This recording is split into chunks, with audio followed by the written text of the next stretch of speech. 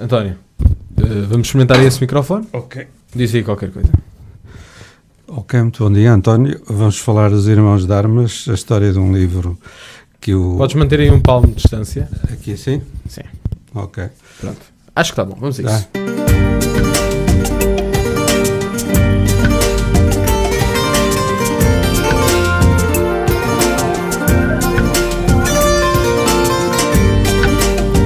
Madragoas da Amália, com António Vieira. Muito boa noite, sejam então bem-vindos a mais uma edição das Madragoas da Amália. E com enorme gosto que estou aqui mais uma vez e que vamos ter mais uma hora de conversa, desta feita com o autor António Brito. António, seja bem-vindo aqui às Madragoas, obrigado por estares aqui. O António, que já esteve aqui nas nossas instalações há uma semana atrás, acabou por haver um contratempo, assim um mal-entendido, mas pronto, tudo resolvido e cá estamos nós para esta conversa, até porque há um bom motivo para a conversa. É o novo livro do António Brito, chama-se Irmãos de Armas, a guerra transformou-os em matilha de caçadores, ninguém os treinou para viver em paz. Já vamos perceber aqui do que é que fala afinal este livro, este romance. Para já cumprimento-te, António, seja bem-vindo aqui a este programa. Está tudo bem contigo? Tudo... Muito obrigado, António, eu que agradeço a ti, à estação e aos ouvintes naturalmente por me ouvirem e permitirem que eu partilhe convosco o livro que eu escrevi e uma história com várias histórias que... Uma história com várias histórias dentro, não é? Com várias histórias dentro, que a crítica tem dito que é empolgante, no sentido de que o livro comove e emociona quem o lê. É um bom adjetivo para se ouvir a propósito do teu livro, que é empolgante. Gostas desse adjetivo? o adjetivo não é meu, estou a citá-lo por... Sim, eu estou a dizer se gostas de o ouvir, não é? Gosto. Porque reflete sem dúvida a vida dos personagens desta história.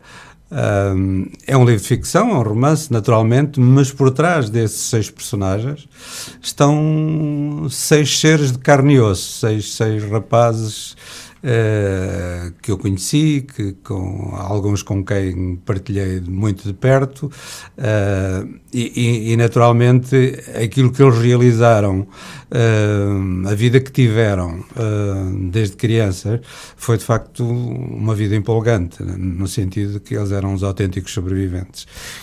António, tu sobre este assunto falas com alguma autoridade, tendo em conta o teu percurso. E uma das coisas que eu queria pedir antes de falarmos um pouco mais sobre este romance era que não te preocupes com o microfone, não te preocupes. Nós às vezes gostamos, eu e os meus convidados gostamos de dar chega para lá ao microfone, eles não levam a mal. Mas uma das coisas que eu gostava de te ouvir falar era a propósito, ou melhor, peço-te que se poderias fazer uma sucinta apresentação do teu percurso, para que os ouvintes também possam ficar a conhecer melhor. Naturalmente, como te gosto. Eu sou beirão, nasci na Beira Alta, como costumo dizer, entre as serras do Açor, e do Caramulo, muito próximo da Serra da Estrela e portanto, uma zona muito pobre, muito difícil naquela altura. E aos 11 anos vim para Lisboa, como vinha muita gente, e vim viver aqui para Lisboa, para a zona da Estefânia, para casa de uns tios meus. Tinham uma oficina de carpintaria no Casal Santa Luzia, um sítio que já não existe, que é ali mesmo próximo do Largo da Estefânia.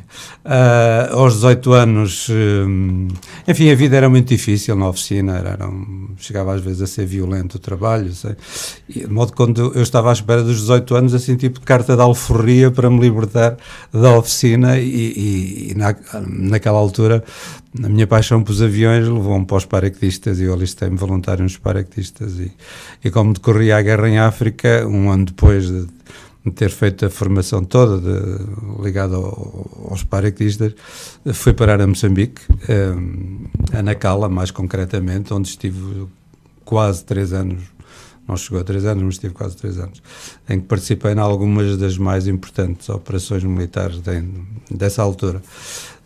Regressei digamos, a minha formação era muito básica na altura e agarrei-me aos livros, trabalhando de dia, estudando de noite, fiz o liceu, aquilo que eu chamo o 12º ano, na altura era o 7º ano. Depois fiz exame de admissão à Faculdade de Direito, licenciei-me em Direito e depois o meu percurso foi esse. Andei por aí pelos tribunais durante algum tempo, depois passei a trabalhar em empresas multinacionais onde estive até a pendurar as botas e começar a escrever os livros. A certa altura fartaste dos tribunais? Ou foi o percurso que naturalmente levou? Foi a necessidade de tentar compatibilizar.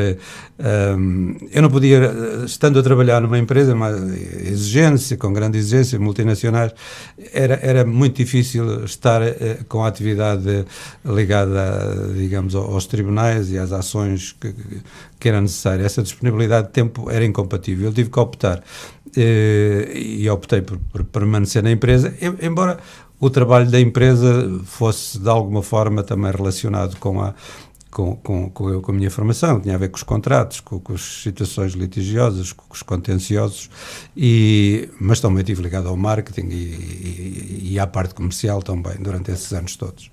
E agora traz-nos este livro que temos hoje em cima da mesa, chama-se Irmãos de Armas, um livro, romance do António Brito, que não é o teu primeiro livro, nem pouco mais ou menos. Tu já tens alguns livros editados. Este é o 5º livro, o primeiro foi Olhos de Caçador,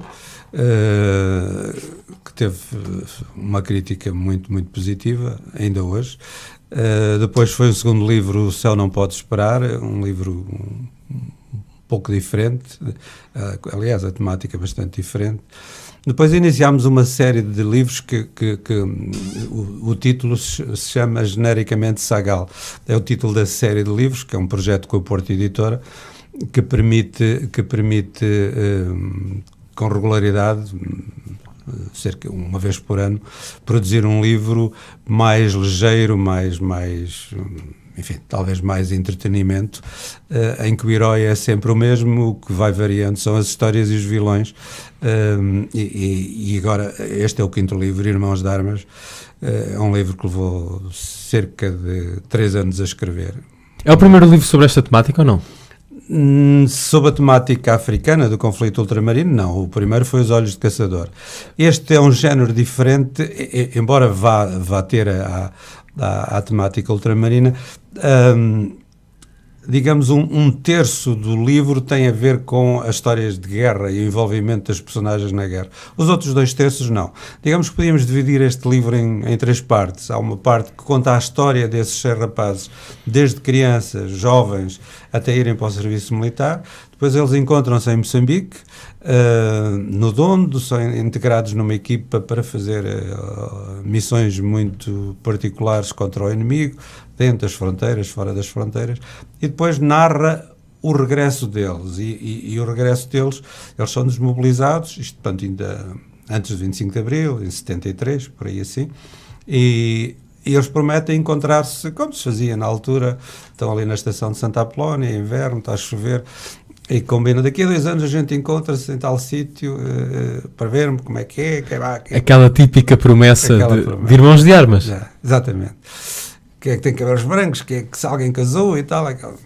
E 2 anos depois, o narrador da história, que é o líder do grupo, o nome dele é Alex Baldaia, mas tinha o alcunha de príncipe, porque ele andava sempre com um livro de Nicolau Maquiavel na mochila e no meio militar quase todos nós tínhamos um alcunha. Ele era o príncipe. E então o narrador da história, 2 anos depois, vai ao local onde eles combinaram encontrar-se, com um restaurante, e descobre que não aparece ninguém, só ele está. E isso, ele pressente algo dramático que aconteceu aos outros 5, porque nessa fraternidade de homens que foi forjada nos combates no mato em África, ele sabia que aquela promessa que eles tinham feito 2 anos antes era qualquer coisa quase de sagrado, como se diz no livro, é mais importante que um registro no notário. E para eles não terem aparecido, ou estavam mortos, ou tinham acontecido qualquer coisa. Então ele inicia, digamos, esse é o último terço do livro, uma demanda, uma espécie de peregrinação à procura de cada um deles. Leva mais de 1 ano até vais descobrindo em situações muito difíceis, dramáticas, em alguns deles, e é assim que o livro se conclui. Se me permites dizer, em rigor o livro não se conclui, não se finaliza com eles. Se nós imaginarmos uma história como um relógio rodando num círculo, a história começa com eles, digamos, nas 0 horas, o ponteiro vai rodando, e quando chega ali às 10 para as 12, eles desaparecem de cena, porque, de facto, a vida vai devorá-los. A banalidade dos dias vai devorá-los. E são as mulheres deles, porque nesta história há 6 mulheres que estão na sua sombra. A natureza de cada uma delas varia. Uma é mãe, outra é mulher, é esposa, outra é namorada, outra é amiga, outra é irmã, e assim sucessivamente. Todas elas, cada uma à sua maneira, nutrem por cada um deles um amor muito, muito forte. E a história vai se finalizar com elas, ou seja, são elas que eu não vou revelar. Não podes revelar tudo, António, não podes revelar tudo. Mas são elas que são digamos, as protagonistas do final da história deste livro, e já não eles. E o António já acabou por fazer aqui um bom resumo do livro, e aqui um apanhado daquilo que pode encontrar neste romance do António Brito, Irmãos de Armas. É este livro que temos hoje em cima da mesa aqui nas Madragoas, uma edição da Clube do Autor. Vamos pontuar, como sempre, esta conversa com fados, e agora vamos ouvir uma fadista que o António aprecia. Nós falámos há pouco um bocadinho em off sobre isso. Gostas de ouvir a Marisa, António? Sim. Podemos ouvir a Marisa, por isso vamos ouvi-la então com 2 temas, os 2 incluídos no último disco da Marisa, editado em 2015, chama-se Mundo. Vamos começar com o tema Alma, e depois um outro tema desse álbum Mundo, Maldição. Alma e maldição, por vezes as 2 coisas estão ligadas e aparecem aqui também ligadas nestas Madragoas de hoje.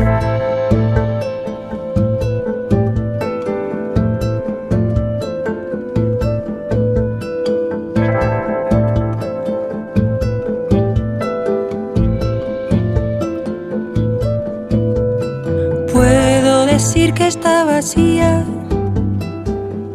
cada una de estas calles.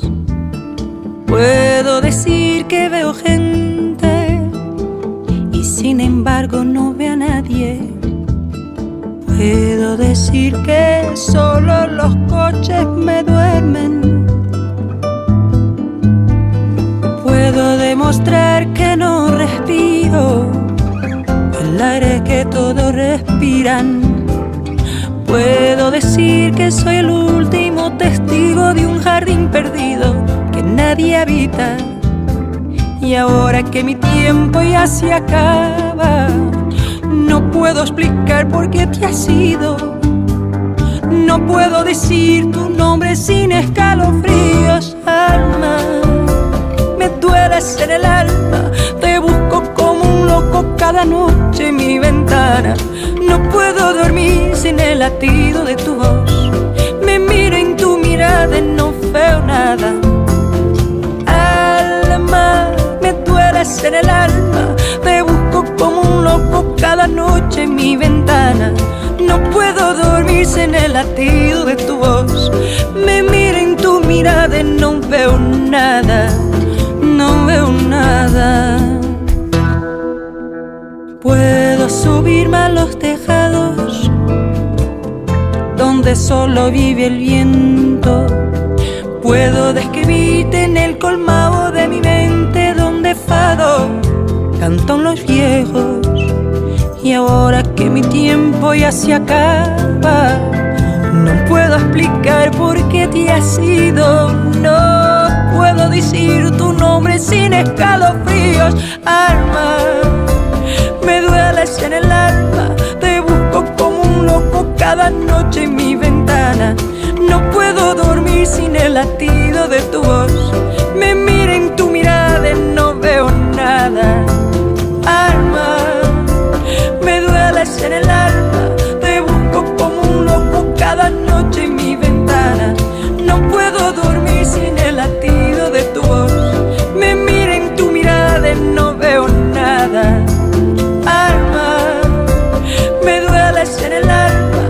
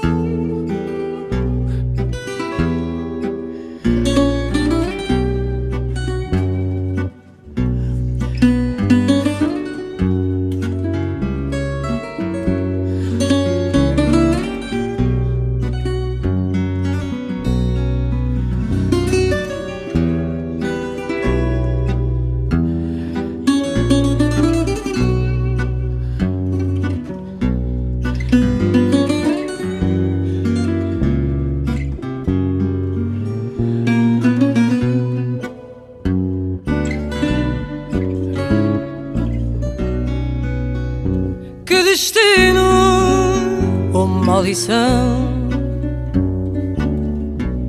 Mandem-nas meu coração, um do outro assim perdido.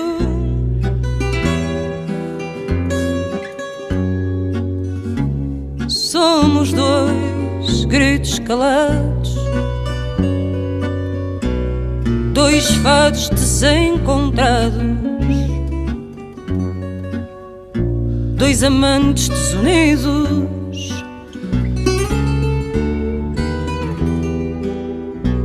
Somos dois gritos calados,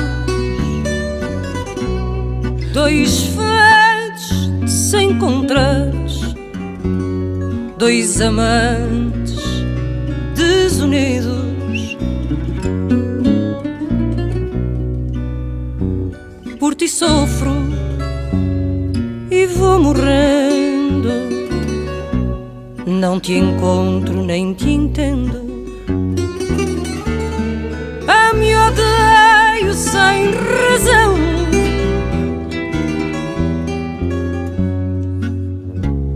coração, quando te cansas das nossas muertas esperanças, quando paras, coração,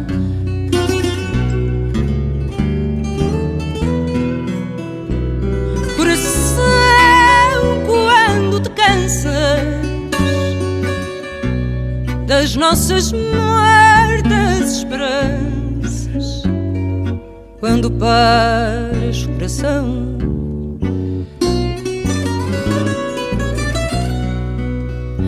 Nesta luta, nesta agonia, canto e choro de alegria. Sou feliz e desgraçada,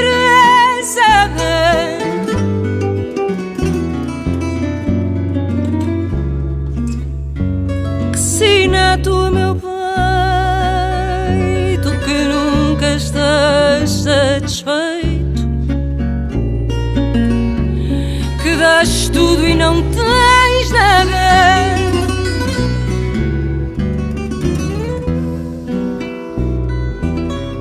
Que sina tu, meu peito, que nunca estás satisfeito, que dás tudo e não tens nada. Na gelada solidão que tu me dás, coração,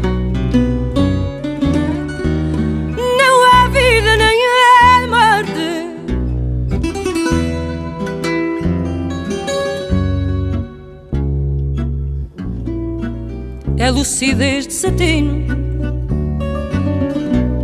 de ler no próprio destino, sem poder mudar-lhe a sorte.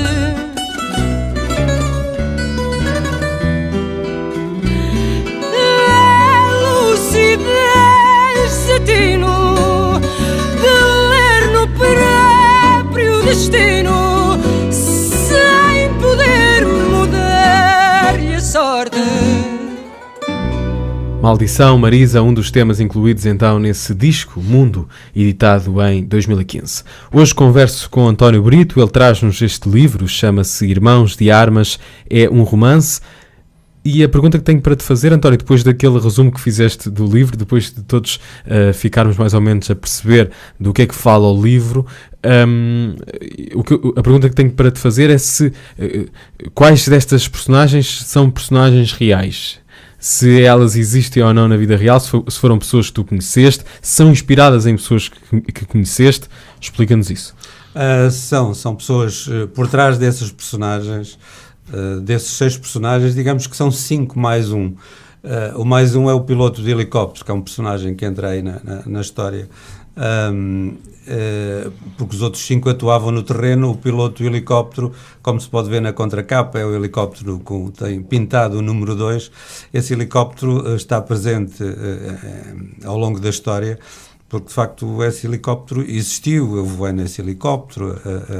Esse helicóptero era o helicóptero usado por esse piloto, pelo Milhafre. O alcunha dele era o Milhafre. E o próprio helicóptero é quase uma personagem também. Sem dúvida, sem dúvida. Há histórias muito... Há partes da história em que o helicóptero, principalmente numa delas, é determinante. Aliás, tudo se desenrola porque o helicóptero está ali naquele sítio daquela maneira, em circunstâncias muito particulares. Mas estes 6 personagens são de facto, como eu disse, têm por trás pessoas verdadeiras, pessoas autênticas. Aliás, eu dedico o livro no início a um grande amigo, José Nascimento Rodrigues, que foi paraquedista, de que eu era muito amigo, que tanto faleceu, e do qual eu me inspirei na vida dele para escrever um dos personagens. E os outros a mesma coisa. Os outros são pessoas que eu conheci, uns melhor, vivi com eles de perto, outros não tão próximo, mas conheci as suas vidas, os seus percursos desde a infância, porque nós, na tropa, principalmente em África, a guerra não é uma coisa permanente. Há pausas, há tempos mortos, há preparação para a missão seguinte, e entra-se numa fase de intimidade tão grande que, no fundo, conhecemos as vidas todos uns dos outros. Sabemos de onde é que ele vem, o que é que fez, e isso permitiu-me, de facto, ter esse conhecimento de cada um deles. Isso é curioso, porque para as pessoas que não estão, que nunca viveram um ambiente de guerra, podem pensar que num ambiente, numa versão muito imaginária nas nossas cabeças, pensar que um ambiente de guerra é uma coisa onde não há paragens, não há descansos, não há momentos de cumplicidade e de intimidade e até mesmo alguns de meditação, não é? Devem existir esses momentos também. Tentaste, com este livro, em alguns momentos, transmitir isso, que havia momentos em que vocês estavam sozinhos, convosco próprios, mas também uns com os outros? Sim, como eu disse, a guerra não é uma coisa em contínuo, não é como nos filmes. Exatamente, porque há essa ideia dos filmes, não é? Há pausas, e pausas longas, por vezes, porque há deslocações de uns sítios para os outros, e depois há os acampamentos, e a vida nos acampamentos, entre as missões... Basicamente não há grande coisa para fazer, a não ser manter a vigilância do acampamento e preparar, limpar as armas, preparar a missão seguinte, e essas pausas permitem que os homens se aproximem e falem de si, porque no fundo não tem mais ninguém com quem partilhar, e isso aproxima cada um deles, e no meu caso... nas histórias que eu conto no livro, desde aquele que emigra clandestinamente da Mortosa a partir de Aveiro e vai clandestino para os Estados Unidos e anda lá uns anos e depois regressa, tem-me inspirado numa história verdadeira de um colega que eu tive no pelotão, que chamávamos o americano, por de facto ele ter estado nos Estados Unidos. Tínhamos os outros, as histórias que aí estão contadas, o percurso de um deles que vem da Serra da Malcata e vem trabalhar no Barreiro, numa fábrica de amoníaco, e depois se envolve com uma senhora por quem se apaixona, e é também inspirado numa situação real que eu conheci. Portanto, todos eles era do meu pelotão, todas essas histórias que aí estão são e depois, porque não diz ele, o autor do livro também tem alguma coisa de seu, naturalmente, não é? Era isso que eu ia perguntar, o que é que está aqui que é teu, ok, eu acho que é impossível ter estado naquele ambiente, escrever um livro sobre isso e não, quer dizer, provavelmente tu estás em todas as linhas deste livro, porque és o autor, mas de qualquer das formas, o que é que está de mais direto da tua experiência aqui neste livro? Aí eu diria que o narrador, que chamavam Alex Baldaia, tem um pouco a ver com o rapaz que eu fui nessa época, porque também vem da Beira Alta, vem para Lisboa. E quais são as características desse narrador? um rapaz, o narrador, um tipo sonhador, com a cabeça cheia de sonhos, apaixonado pelos aviões e pelo paraquedismo, um grande entusiasmo e um grande desejo de escrever, que ele tinha nessa altura, tal como o autor. Enfim, como a sua formação era muito básica, era a escola primária, nessa altura, quando eu tinha 11 anos e vim para Lisboa, o desejo de estudar,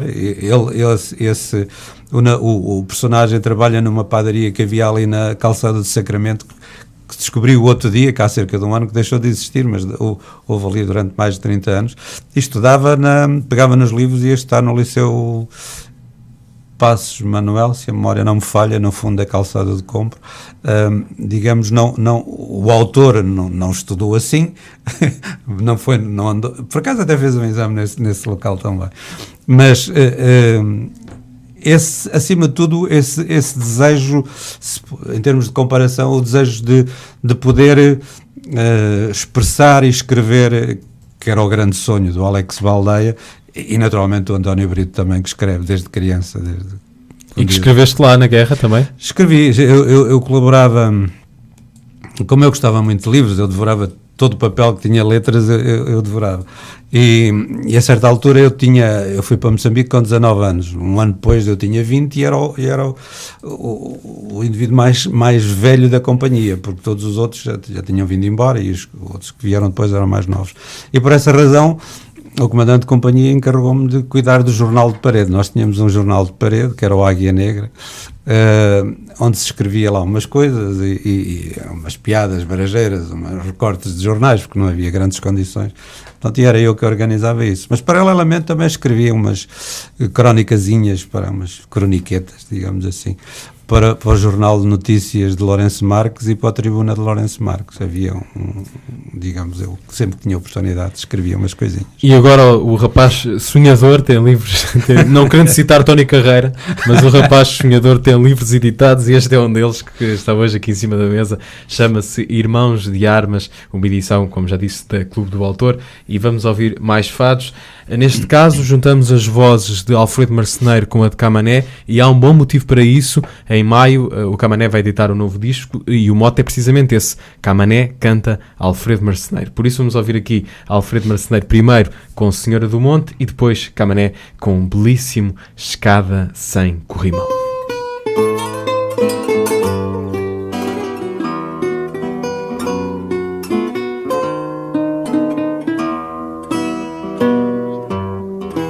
Naquela casa de esquina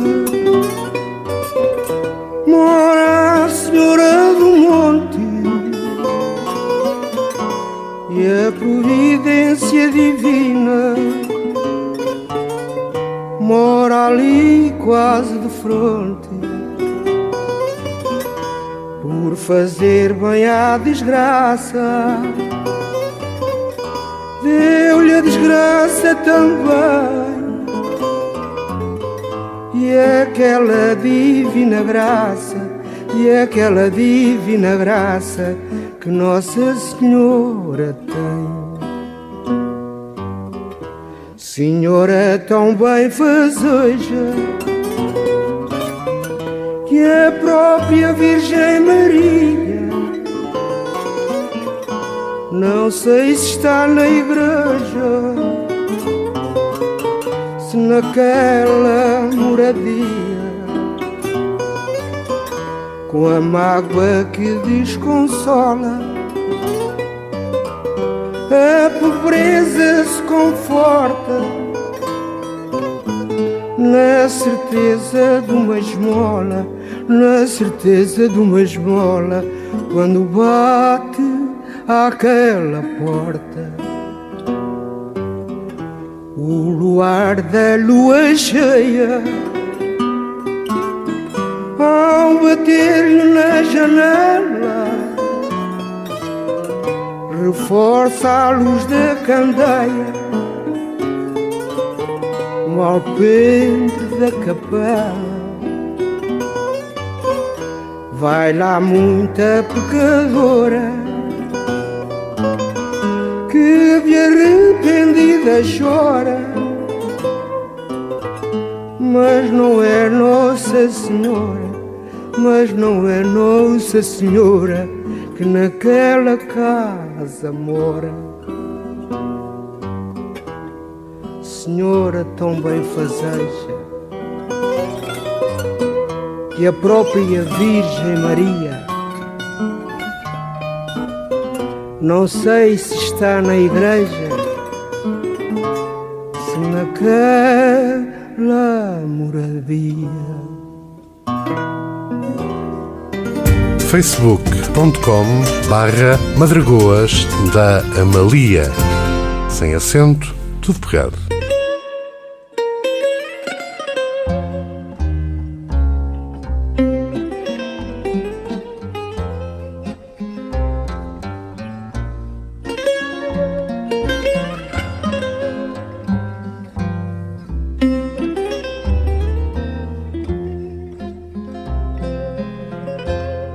É uma escada em caracol e que não tem corrimão. É uma escada em caracol e que não tem corrimão. Vai a caminho do sol, mas nunca passa do chão. Vai a caminho do sol, mas nunca passa do chão. Os degraus quanto mais altos, mais estragados estão. Os degraus quanto mais altos, mais estragados estão. Nem sustos, nem sobressaltos servem sequer de lição. Nem sustos, nem sobressaltos servem sequer de lição. Quem tem medo não assobe, quem tem sonhos também não. Quem tem medo não assobe, quem tem sonhos também não.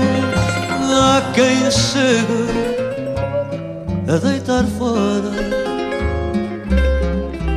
o lastro do coração. Há quem chega a deitar fora o lastro do coração. Sobe-se numa corrida, corre-se perigos em vão. Sobe-se numa corrida, corre-se perigos em vão. Adivinhaste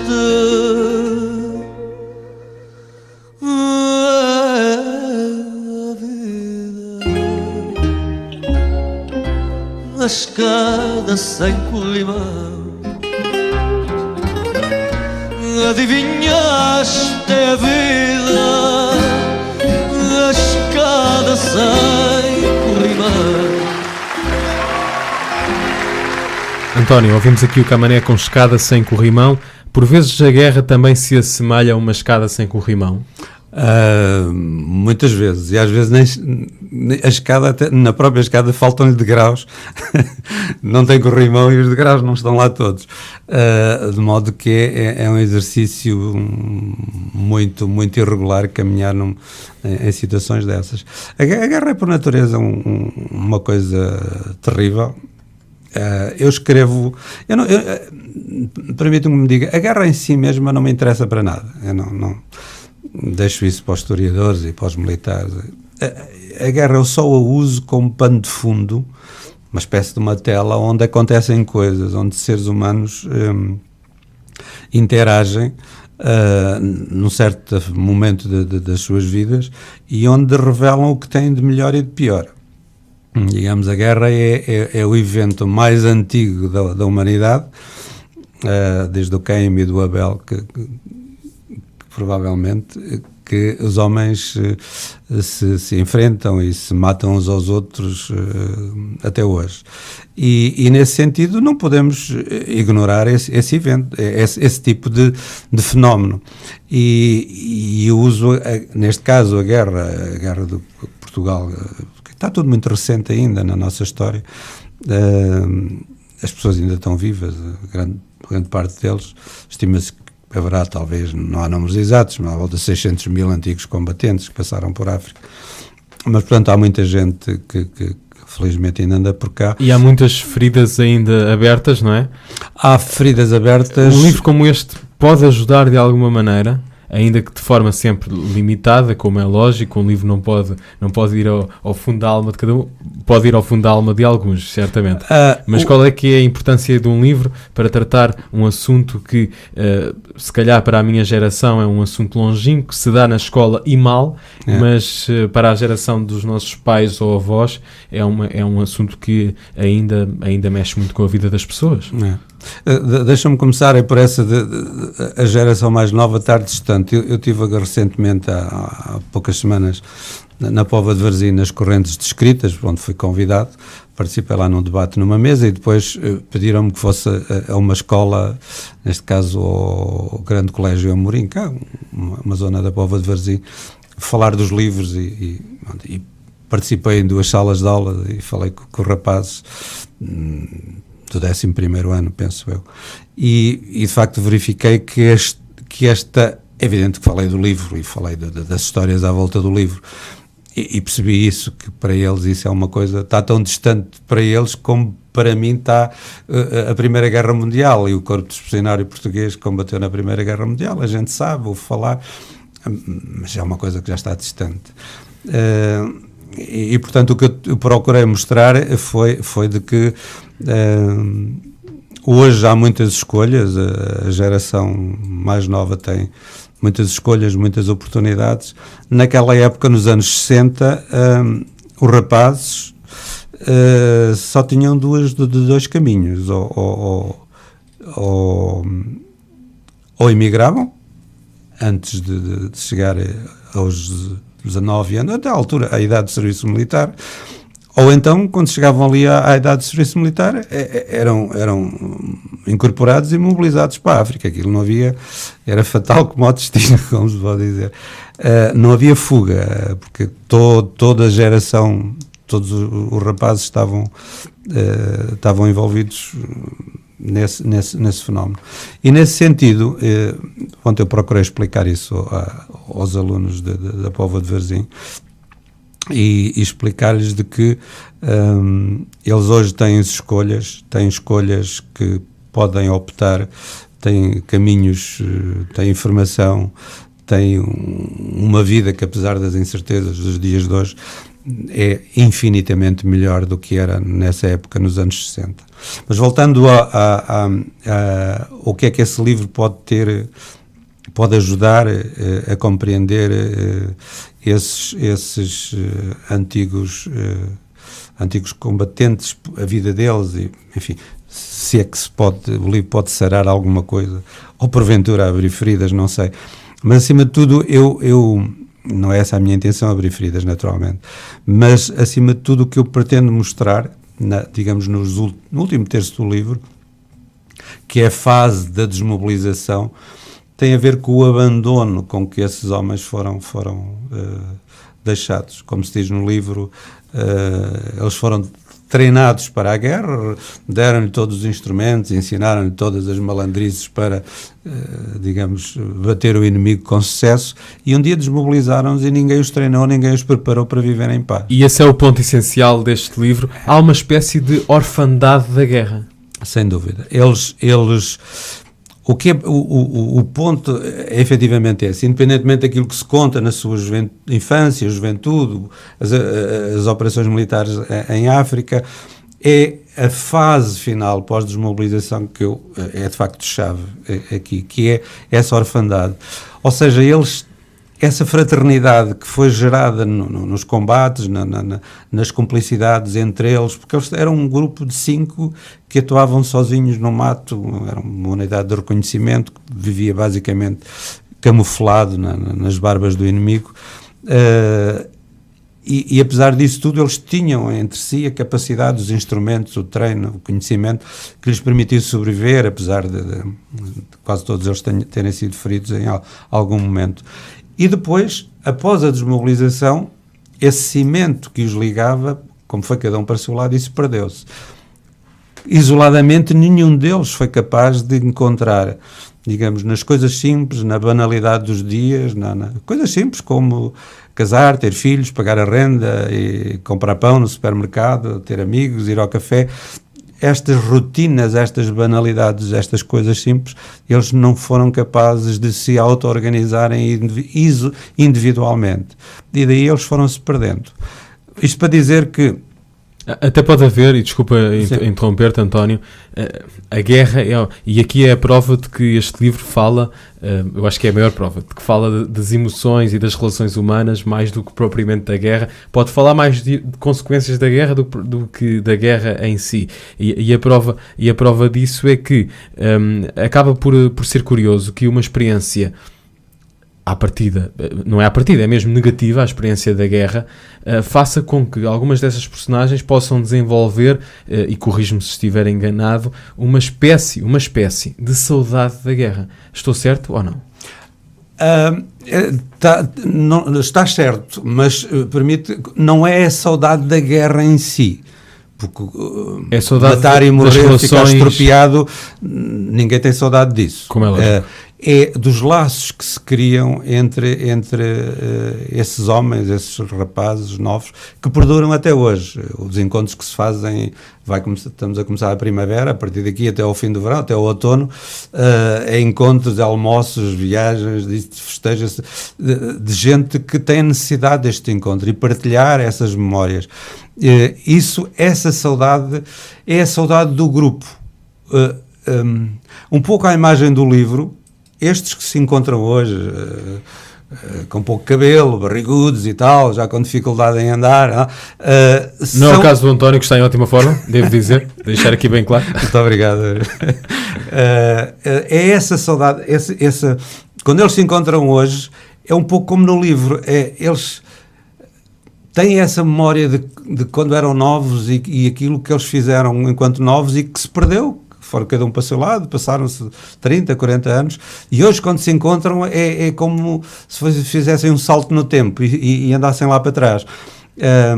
E isso é sem dúvida um elemento importante. Não é saudades da guerra, é saudades dos laços que se criaram. Certamente não são saudades das atrocidades da guerra, claro. Não é? Mas de alguns momentos que de facto davam sentido à existência e que depois, se calhar, depois dessa desmobilização, andaram por ali perdidos, como tu disseste muito bem. Era isso que eu queria acentuar, que é efetivamente o Estado português, que tinha o cuidado de a regimentar os rapazes quando chegavam ali aos 18, 19, 20 anos, era enfiá-los num quartel, dar-lhes formação militar e despachá-los para Angola, Guiné ou Moçambique. Desmobilizava-os e não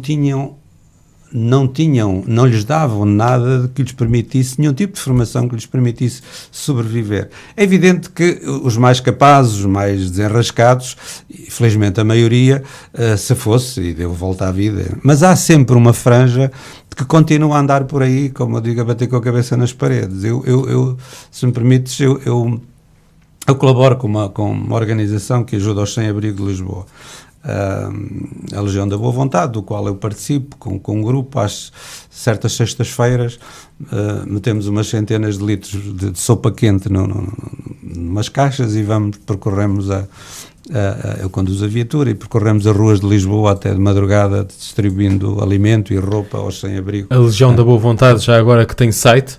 Tem site? Pode perfeitamente. Porque por vezes as pessoas ouvem falar de certas coisas que são ditas aqui nas conversas e têm interesse em procurar e saber mais, por isso pode... A sede é na Avenida do Brasil, em Lisboa, mas também tem ligações no Porto. No Google, Legião da Boa Vontade, que é o primeiro link que aparece, pelo menos aqui no meu computador, e pronto, por lá estão mais informações. É uma organização humanitária muito importante, ajuda imenso quem precisa de ajuda e de conforto, e eu faço parte desse grupo, sou digamos, mais um que temos essa...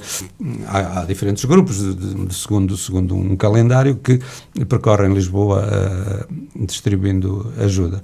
E nesse caso, nesse percurso, nesse trabalho que eu faço com os sem-abrigo, encontro de vez em quando antigos combatentes nas ruas, a viver nas ruas, nas arcadas, completamente abandonados. Tem a ver um pouco com a história do livro. Naturalmente, permitiu-me reforçar alguns aspectos do livro a partir da minha experiência com os sem-abrigo, e encontro antigos combatentes a viver nas ruas completamente ao abandono, em que o Estado português os largou até hoje, e não sei, sem nenhum tipo de apoio, sem nenhum tipo de ajuda. Ou seja, o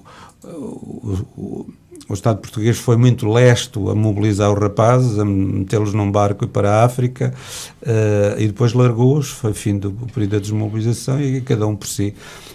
E eu encontro, ainda contando aí rapidamente o episódio, tem 2-3 anos, eram 2 da manhã, nós estávamos de regresso, já tínhamos pouca comida na viatura, 2 da manhã, e ali próximo do Tivoli, junto à Avenida da Liberdade, no dia 28 de dezembro, portanto 3 dias depois do Natal. Fazia um frio de rachar às 2 da manhã, uma umidade terrível. E parámos num prédio, umas arcadas, vimos uns vultos deitados no chão e fomos levar comida que ainda tínhamos, e 2 ou 3 vieram ter connosco, e pronto, demos o que tínhamos. E um deles, quando se está a retirar, está vestido com uma t-shirt. Às 2 da manhã, 28 de dezembro, com uma t-shirt, era o que ele tinha vestido. E ao virar-se, quando ele se virou, eu vejo que ele tinha uma tatuagem dos paraquedistas no braço, estava de t-shirt. E perguntei-lhe se ele tinha sido paraquedista. Ele disse que sim e tal, contou ali um bocadinho a história dele. Isto para abreviar, depois ele deu-me o nome, o contacto, eu procurei ajudá-lo, por acaso eu conhecia o antigo comandante da companhia dele e procurávamos ajudá-lo de alguma forma. Mais tarde vim a saber, só para ilustrar como a guerra pode perturbar a cabeça das pessoas. Este homem tinha vivido na Alemanha há cerca de 10 anos. Falava bem o alemão, falava o inglês, ficava razoavelmente o francês. Tinha sido o condutor de longo curso dos tiros, dos caminhões de tiros. Tinha um curso de eletricista, tinha sido recepcionista num hotel vários meses num dos países onde esteve. Ou seja, ele reunia um conjunto de competências profissionais que lhe permitiria safar-se razoavelmente na vida, ganhar dinheiro, ter uma vida razoável. E, no entanto, vivia nas ruas, porque a cabeça dele estava toda desarrumada por causa dos... Ele esteve em África, depois participou na Guerra Civil de Angola, do lado da UNITA, e foi ferido, depois vivia aqui.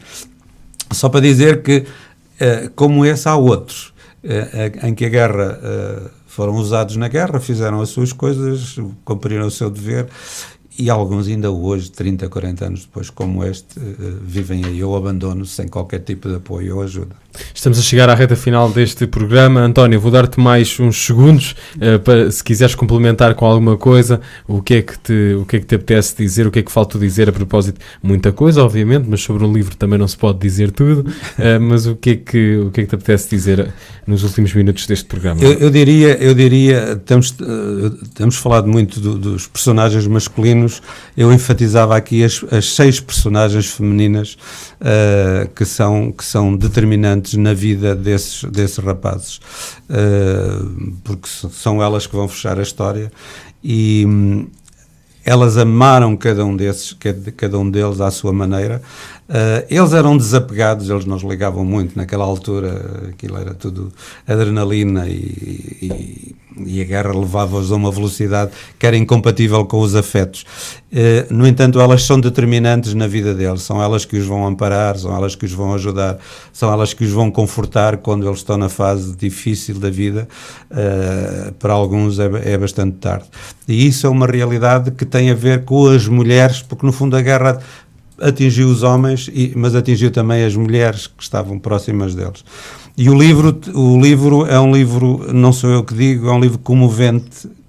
A parte, digamos, o último terço do livro, as pessoas, leitores e leitoras, comovem-se imenso com o livro. Dizem-me que choraram, que ficaram com a voz embargada, porque sentem que aquele desfecho, aquilo que se passa entre esses homens e a relação com essas mulheres é de tal forma comovente que de facto emociona tremendamente, porque é um livro cheio de vida, é um livro que vale a pena ler e que naturalmente eu recomendo como uma grande lição de história desse tempo. É também uma recomendação das Madragoas, chama-se Irmãos de Armas, o novo romance do António Brito. A guerra transformou-os em matilha de caçadores, ninguém os treinou para viver em paz. Não é uma pergunta, mas é como se fosse uma pergunta para a reflexão que vem deste livro e que fica aí no final destas Madragoas. A caminho da uma, como habitualmente neste programa, vamos ficar com Meia-Noite e uma guitarra. Poderíamos dizer que chega aqui com um pequeno atraso, mas vem sempre a tempo, até porque se trata da voz de Amália Rodrigues. António, muito obrigado. Até amanhã a todos. Muito obrigado, Tom. E um forte abraço.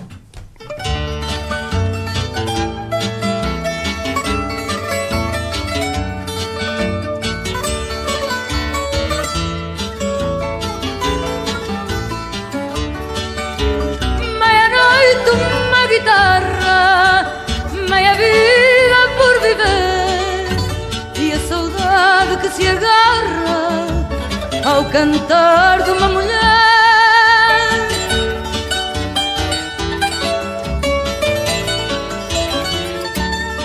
Meia-noite e uma guitarra, meia vida por viver.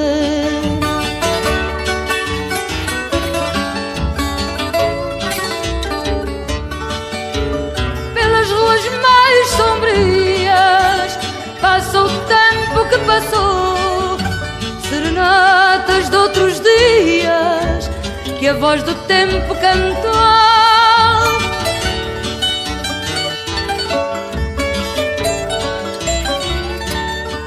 Pelas ruas mais sombrias passa o tempo que passou.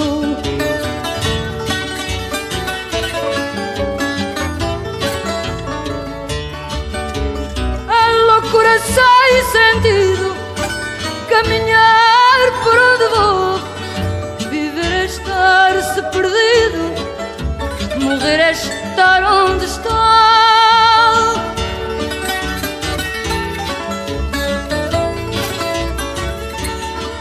É loucura sem sentido, caminhar por onde vou.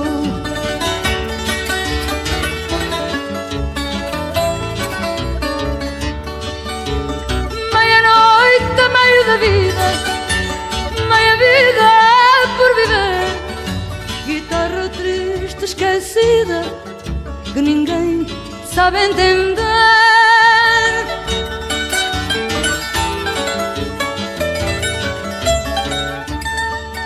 Meia-noite, a meio da vida, sem ninguém para me entender.